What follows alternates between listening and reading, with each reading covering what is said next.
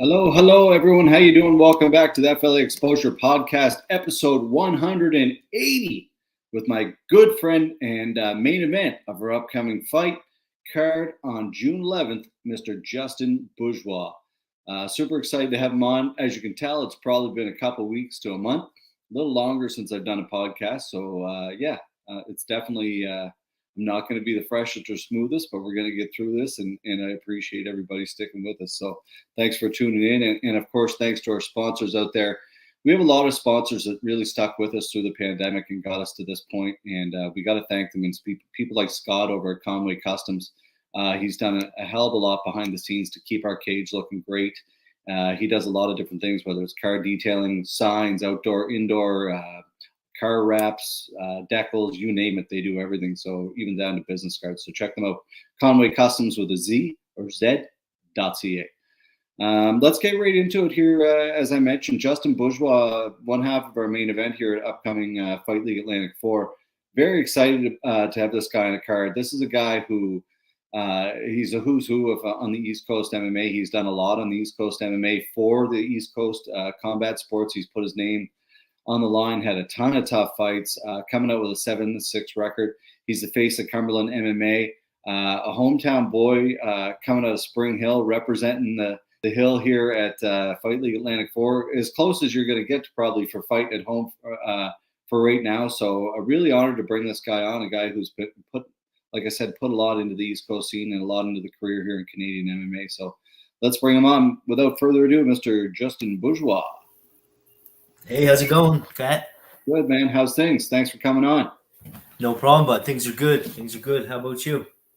About the same, man. You know, I appreciate you having some patience with us to get this. I know we were supposed to do it yesterday, and then we had a little technical difficulties on our end earlier. So thanks for your patience, man, and thanks for coming on, buddy. And let's get right into it. No problem at all, bud. No problem. Fight League Atlantic 4, man. You and I were just talking off the air how this kind of came about and the trials and tribulations of putting cards together and that kind of thing. And let's talk about it. Why, the when, the where, what kind of, why FLA 4? Well, I just feel like with the pandemic hitting and stuff, I knew I couldn't fight up until like we were allowed to fight again on the whole vaccination status thing. Yeah. And just like you mentioned, it's right in my backyard, right? Like we're talking 20 minutes away and I'm there and I know a lot of the surrounding people and just super excited to be like, you know, in my backyard fighting, doing what I love to do. Well, that's the thing, right? Like how many people get that opportunity, right? To really fight that close to home. It's pretty cool. Like you never know. We might do an event in Spring Hill down the road. But as of right now, this is as close as it gets, and we're super happy to have you there headlining the card, man. Did you ever think there'd be a card in Sackville? No, I noticed like when people ask me, they're like, Sackville? Yeah, like, yeah, man, Sackville. Like these guys are going, like these guys are doing it big. They're going everywhere, man. Like, you know. Yeah, man, we're the traveling road show. You know, that's kind of what we're like. It's like a musical cruise. Sometimes it's hard to believe 6 weeks later, here we are again, and kind of right back into it, man, and super excited to have you on there and have a lot of other talented guys from the local area and the community back on there. So how's training going? You've been training hard. You've been training for a long time, ready for a fight. I have, but like I said, I've been like, just like I've been going into a fight, like I try to keep it smart and not burn myself out, right? But like ever since way before the pandemic started, I've been training consistently. Like I've been boxing up in Dieppe with Dominic Babineau. You know, he's like a international world boxing champion, and you know, me and him collaborate really well. We get along really well, and that's awesome. It is awesome. Yeah, he's highly skilled, and you know, it's good to be doing, you know, keeping my skills sharp while I can, close to home too, right? Well, that's it. It saves you know, because you spend a ton of time in the city at Fit Plus. And that's nice that you can have something a little bit close to home too, where you can kind of have both avenues covered, right? And he's got a fight, I think, coming up in July. I was talking to Kyle McNeil today. He's fighting on Kyle's card, I think. Yep. Yeah, he is. Yep. So I think Rosinski might be too, or really? I'm not sure. I heard that, but I'm not. Don't quote me on that. He's going big. He's going big. You know what, man? it's so important though, like, you know, combat sports coming back and people getting these opportunities, and people ask us a lot of the time, like, but we have to do it smart. Like we want to stick around for the long haul, and we want to build slowly and get to the point where we can do things properly. And a lot of people come in and they just, it's important for us in MMA. It's a little bit of a different thing to grow a little slow.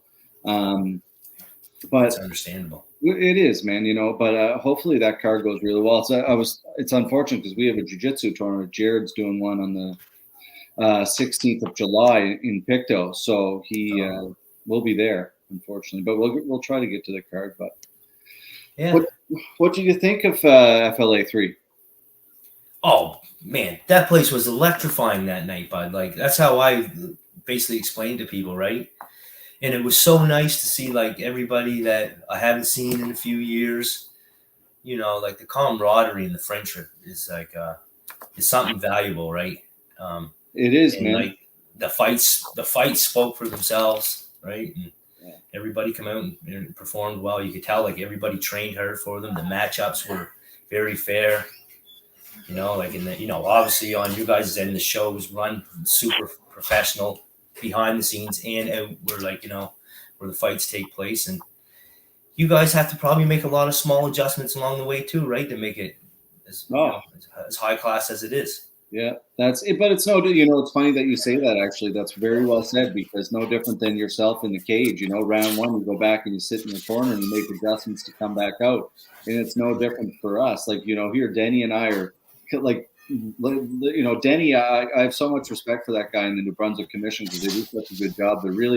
He's really taken, I shouldn't say take, but he's just really approachable and easy to work with. And he calls us firemen, and he's like, that's what you do. During these events, you're just putting out fires and running, like both of us running, like hitting head on. And what are you doing? You guys on a fight, right? And it's definitely not easy, man, to put these events on, but they couldn't be put like it's, you can sit there and put the best event on in the world, but no one's going to come to see an empty cage, right? Exactly. So yeah, good point there. You got to have people that are willing to put it on the line and win or lose, right? That's a big thing, I think, with a lot of people in our events is like, they got to be entertaining. Like, no one gives a shit I don't care what anyone says. No one cares if you have zero losses. No. 10 losses. Like, if you're exciting, that's what fans are going to remember at this level, Yeah, absolutely. I agree. Yeah, you can win. Like, it seems like you can win the crowd over sometimes, right? Like, big time. As long as you're fighting hard. You definitely can. I think a lot of that, I could be wrong, but I think a lot of that human psyche goes into judging and that kind of stuff, like the simple things of holding your hands up at the end of the fight or whatever it is. Like, there's, those small little things that I think at the end of the day, judges are just people, right? And they're looking at that kind of stuff. And so, going back to FLA 3, not to take all the shine off you right quick, we'll get on to you a little bit more, but Luke, how proud of you? I was super proud of Luke for taking that win. He's a kid that's very, very talented, and it's nice. I told him after the fight, I said, finally, I can see you smile, because he's like, he doesn't smile a lot, right? He's like me. He's ice cold, man. He is, man. He is. Yeah, no, I was super proud of him, right? Like, because being his teammate, and you get to see them on a personal level, the daily grind of like the ins and outs and what he's dealing with personally, and and the blood, sweat, and tears inside the gym. But you couldn't ask for a better performance out of him, right? Like, this kid just knows how to win, man. And when he gets underneath the lights, like, he can perform. And every time I'm excited to see him fight, right? Like, yeah, he is, man. That's a very well said. Everything about him, he's ice cold. You look back to those kumites, like like some of those kumite, like that match against Steve Benson was beautiful. Like he was pissed. I know he was pissed at the end. Like, he lost, and sometimes like that's it's part of it, right? But that's just the competitor in him, and just drove him, to make him even better, man. And I was super happy for him. And not that Jesse's a great kid too, but it's nice. Everybody succeeds at different times, and it was good to see him. So. I got my cat trying to jump up here. Let's talk a little bit about your fight coming up here like you and I were speaking behind the scenes about this fight and how hard it was to kind of figure out a fight for you. And there was a couple names, probably about 15 names, truthfully, by the end that we went through, whether it was down to 140 pounds. I was trying to convince you to go down to 140 pounds. You were telling me, not a chance, I'm going to kill you. We ended up at 150 pounds versus Patrick Connors. And this is a great fight. You're both very seasoned athletes in the Canadian scene, and it's kind of different. He's a little bit lengthier, but very similar styles. What do you think about it? Just super excited. I got to thank Pat for taking the fight too. Like, it takes two to tango, and it takes two to have a dance, and highly respect him. Just super excited. Like I said, in the backyard, right? Like, I'm coming to show like what I've been working on, and love it. Looking forward to it, and I'm looking forward to all the other fighters competing, and I wish all of them the best of luck. And we all, at the end of the night, we want everybody to be safe and go home and have like a smooth sailing event. Man, that's why I love you, man. That's the kind of stuff. That's the kind of answer a true professional gives, folks. Right there. And by no means am I trying to goat you into some trash talk. We don't like that stuff, man. We're really not fans of that stuff in Fight League Atlantic. It's part of it for some people, but for us, I truly believe at this level, it's be respectful, man. We're a small community out here, and like you said, I want everybody to leave that event happy and in good spirits, and if you got a black eye, so be it, right? But you're able to walk home and safe and be with your family, and that's it. That's exactly. So kudos to you for leading that way, buddy. Yeah, man. No, that's how I approach it for sure, right? Yeah. You have to. Denny and I were literally just talking about that. I had a meeting with him today, talking about how some places they do events with not sanctioning and stuff, which is fine. Everybody does things differently, right? But for me, I certainly, and John, I know, feels the same way. Like how could I couldn't feel safe knowing that if something went wrong, that I'm not very smart, so I need someone smarter to turn to. You and I both. It's the fan, right? I mean, who am I going to look to if shit hits the fan, right? So that's, hey, Denny, what to do now? And, you need that backup. And I couldn't imagine taking all that liability on me, knowing that if someone gets hurt for the rest of their life, like that. In this day and age, man, you can go to jail. Like, there's so much crazy shit, right? So, retirement out of nowhere. Were you retired? I didn't know you were retired. I didn't hang him up. Yeah. Not yet, That's it. We got a couple fights left in you, man. Like I said. That's what I'm saying. Man. That's what I'm saying, bud. I can't wait. I'm roaring to go, right? That's it, man. People should be excited. There's no better time than the present. We've been just sitting around for 2.5 years waiting for this kind of stuff. So people should be raring to go, ready to fight. And Fight League Atlantic, Atlanta Combat Sports doing events. There's opportunities out there. So hopefully people, or get those medicals done, get licensed and ready to go, man, and fired up. So, what do you think about fighting in your hometown? Did you Moncton's pretty close? You've always got a ton of support locally wherever you fought, but what do you think this is like? Any extra pressure, or is it more excitement for you? Yeah, I would say there's a little extra pressure, more exciting for sure. Yeah. I think that you might have people come through the door that wouldn't maybe even make it to Moncton, right? Where this is a little closer, and people that personally know me, see me day to day, maybe worked for them, maybe trained with them or said hi to them. I know there's people out there that's fine, that are young and finding their way up, and maybe they might not have a car to get to Moncton, or it might bring in at least that's what I'm hoping for you guys too in general, right?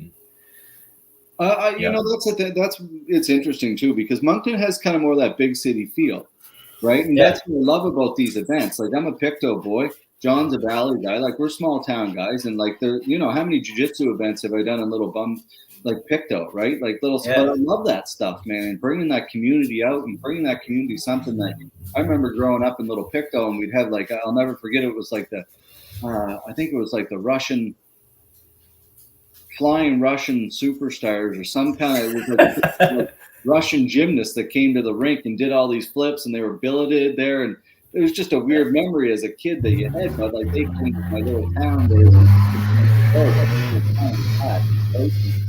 I don't know. I think that's kind of cool for small town people to be able to experience. Like, if this is a world class event, I don't give a shit what anyone says. When they come to our events, you're getting a world class event. Period. Absolutely. That's why I like the last event, but it was electrifying. But everybody left there like well more than what the money's worth. I'd say.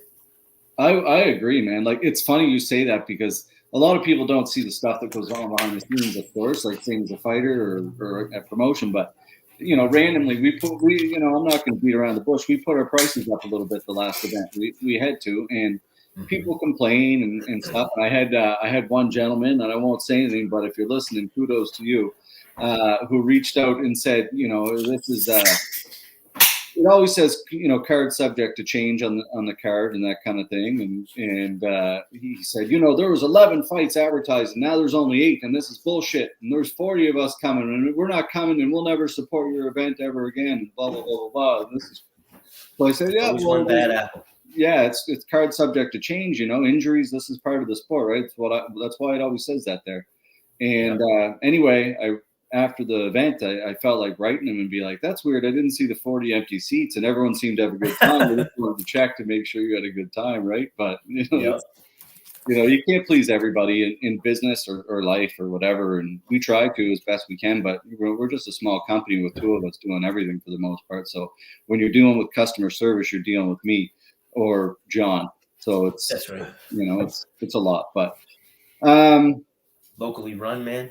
That's it, man. Locally run, as local as it gets, right? So, yep. Justin knows I'm just trying to get him riled up. I got 5K down on him. Well, you can send that 5K right over to Fight League Atlantic, and we'll hold that on. Yeah, man. It's quite a wager. Yeah, it is. I want to quick. When you started fighting, Justin, when the scene was hot, like Martel and those guys brought the combat sports out here, and Mickey and those guys, and fighting kind of started out here.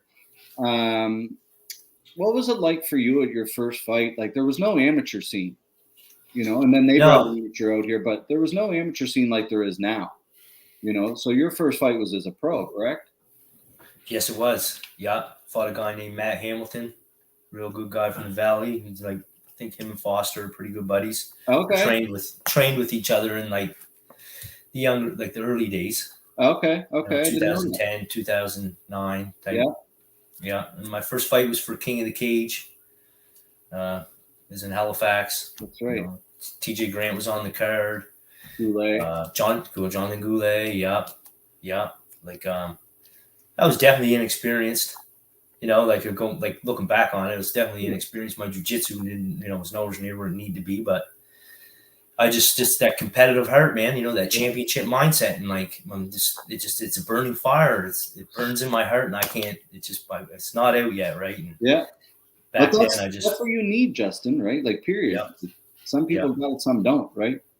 Yeah. And has it changed at all? Like, for me, like that, I think about that, like, to me, that's insane. Like, having no amateur fights or anything, I'm going right in and I'm fighting King of the Cage, which at that time was a massive name in MMA.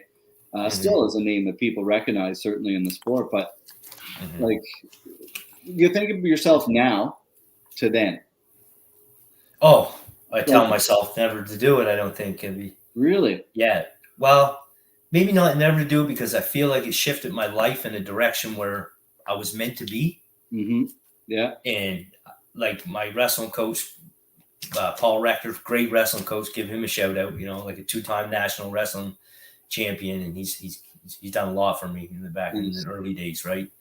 And, but like, it was just inexperienced a little bit, but like trying to get my feet wet. He would always say that expression, get your feet wet, get in there, get some experience. Yeah. Right. Like, and take away from it what you can. Right. Yeah. Well, that's the interesting aspect of it, because you look at that and what you said now, 13 pro fights, and then you look at these amateurs. Like, I wish we kind of like could like now, like these amateurs are coming in. They already look really good. Absolutely. And it's their first amateur fight. It's just Yep. really insane. Craig Ferguson actually put it really well on a post he showed, and it's like hard to believe. He showed the spinning back kick from Dylan, and he was like, "This was an amateur MMA debut." He's like, Right. "How far the sport Yeah. has come in such a short amount of time when that is your debut." Like they both in that fight, in every fight, they look pure and really, really good, man. It's just the sport has Yep. came so far since that time. And kudos to people like you and Scott and Martel and all those people, Jared, all these people before us, man, that have put, before me anyway. But, Yeah, man. So kudos. Yeah, absolutely. You got to show respect to them guys for sure, right? Oh, I feel you do need anyways, right? It was nice seeing them faces at the last event. Yeah. Man, it's like you said earlier, Evan Brooks, the man himself. You gotta say it, man. Like at the end of the day, I don't give a shit what anyone says. But like when I used to host those tournaments in MMA, it's great to see everybody, but it's so much stress for me that I can't. Last one was a little bit better, but usually I'm just like at wit's end. Most anybody that's there knows what I'm like. They're just like, oh, it's Cat. He's fucking losing his mind for the day. But it's better without the COVID. But anyway, long story short, I don't know. It's just, to me, it's like the whole family, the camaraderie thing, like you said, man, when everybody comes together, like whether it's Rogue or Guillotine or the Kumites, or they're just a fun day, man, where everybody just kind of laughs and has a good time. And it's awesome, man. It is awesome. Like, cause you'll be run into people and like, I haven't seen you since the last event. Right. And like, it's awesome that way. It really is, man. Like, that's the thing. Like, yeah, it is. Kudos to all the boys. That's it. Like, pay respects to those. I try to explain that to some, younger people that are, in our sport, right? Like, whether it's in your club or whatever it is, like, be humble, man. Be humble. Yeah, like, just, absolutely. Like, just be nice to people and be good to one another. And like, there's plenty of times where you might like have a spat and be like, fuck you or whatever. But at the end of the day, man, you just let that go and it's part of life, right? You can't please everybody. That's for sure. No, you can't, bud. No. Nor do we try. Not even a little bit. Not even a little bit, man. So coming into this fight, you say you're looking to stay busy. Obviously you're focused on this fight, but anything that you've noticed out of Patrick, or have you watched any footage on him, or you just fought him coming off a win, obviously? Yeah, no, that's good. He's coming off a win? Yeah. Oh, good. Yeah, no, I haven't watched any tape on him, but I'm almost positive shot. Like, Scott has a game plan, right? Yeah. We're going to come in with a strong game plan. Nice. And definitely look to implement it, right, in all aspects. Love it. Yeah. Love it. It's going to be a great main event, man. I know he's a game I know he's a game opponent, right? And he has lots of amateur record, lots of amateur fights, and I just know he's going to come to fight. Yeah. Well, as are you, sir. It's going to be a banger, that's for sure. Paul Harnish. Another guy, man. Another guy. Oh, sorry. Okay. There we go. Kicking ass. That's Matt's dad. You know Matt Harnish? Yes, I do. I met him once at an event. Yeah, him and his dad. Yeah, great guy. Great supporter of local combat sports. Always supporting everybody. So stay safe and stay sane out there, Paul. He's probably too to watch. Your boy. Yeah. That's Luke St. Croix.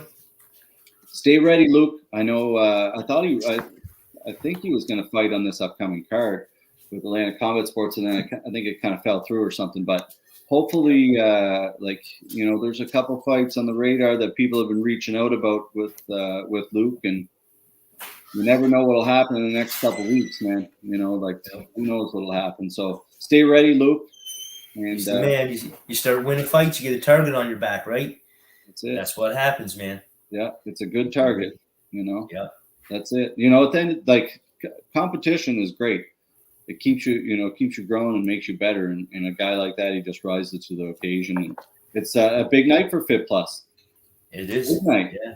Big night. There's 3 of us. 3.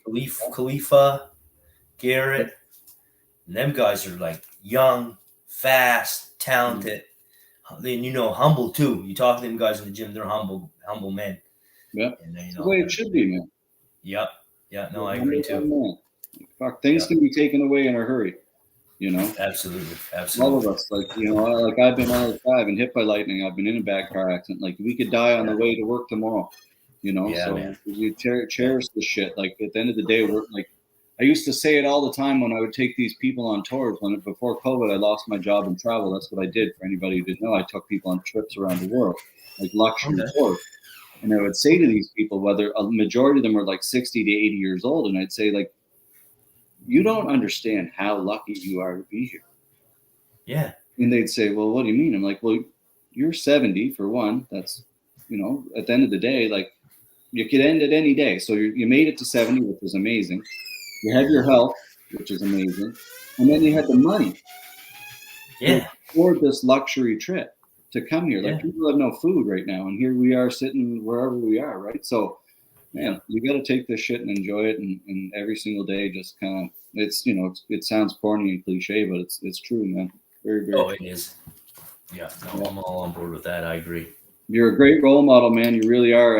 Any dealings I've ever had with you, man, you're just a hell of a guy and a great representative of martial arts. And I love you, buddy. You do a lot of great work, man. So keep it up. And Thanks, buddy. I love you too, man. You guys are fucking doing great things, bud. And I'm just blessed to be a part of it, right? And along for the ride. that's it, Yeah. man. That's it. We're all in it together, man. I can preach it all day long, but it's true, man. We're all in this shit together. So, like you said earlier, hope we have a killer event. And before we Yep. do go, a couple final things. Let's get an event going at the Avenir Center in the middle of summer. This Well, guy's saying a lot, isn't he? This Omar guy. you know him? Yeah, he's from Spring Hill. Oh, okay. Oh, my. The He's saying a Avenir lot. Center, Oh, no. He better be at the fight. He Omar better buy like the best ticket going. already said, look, put it in an escrow. And he said, not a joke. Not a joke. He's betting $5,000 on you. Wow. So, Wow, if man. I were you, I would find Omar and tell him to give you the $5,000 right now. That's it. I agree. He's a good sponsor or a good supporter. Anyway, good on you, Omar. But yeah, Justin, final words, man. You know, like sponsors, anybody that you want to give a shout out to going into this camp. We got, 18 days before the fight. Anything you want to say? I'd like to thank you guys for. Fight me? I don't do anything. No, yeah. But I got to thank my team, Fit Plus, and all the teammates, man. I'm everything with them, right? They keep me on the grind. I want to thank Dominic Babineau for helping me with my hands. Nice. And I have Paisanos Pizzeria. They sponsor me. Kimura Wear sponsors me. Curly's Sports and Supplements up there in Amherst. Nice. They sponsor me. Yeah. And who else? Oh, there was another one. Can't think of it right off. We'll edit it in. Yeah. We'll have to, but we'll have to. Well, that's good, man. It's important to have really good people behind you, man. We've had a lot of really good sponsors, like people like Scott Conway and these people who just kind of they believe in you and what you're doing, man. And it's awesome to have people like that. So hopefully Amherst and Spring Hill and that area, shows up and represents, because this is a big ass event. Yep. And I think it's one of those things that people should take advantage of and come check you out and see the level of fighting that's going to take place on June 11th. Yeah, right here in their backyard, man. And like I find it helps bring a lot of people to the sport too, right? Totally. The first time you see an MMA event, you're like, you love it, right? Like some people are going to fall in love with it. Totally. Yeah, that's the thing. The next thing, they could end up at everybody's gym, right? Like I've said that 100 times. Like the better, whether it was tournaments or events, like the better events do, the better everything does. Absolutely. Period. Right. So we all, we work on it together, man, and that's it. Period, man. So hopefully it draws a lot of people to the communities too. You might not notice it in a place like Moncton, but like a place like Sackville, you notice it when there's 1,000 people in town for a fighting event. Absolutely. The restaurants, taxi businesses, everything, hotels, all that's going to like bring revenue and just right into the town. Definitely. So hopefully when it goes well, we're going well on tickets. So folks, get your tickets. Come check this guy out. Main event, Justin Bourgeois, one of the most talented guys on the East Coast. Super excited to have you, Justin. Any final words? No, man. Get your tickets. I'm going to put on a good fight. Like it's going to be fireworks right from the first bell to the last bell, man. And I'm sure like just watching the last event and how it was run, I'm super excited and just blessed for the opportunity, right? That's it, man. We're all in it together. I said it 700 times this podcast, but it is true, man. So we'll see you next week.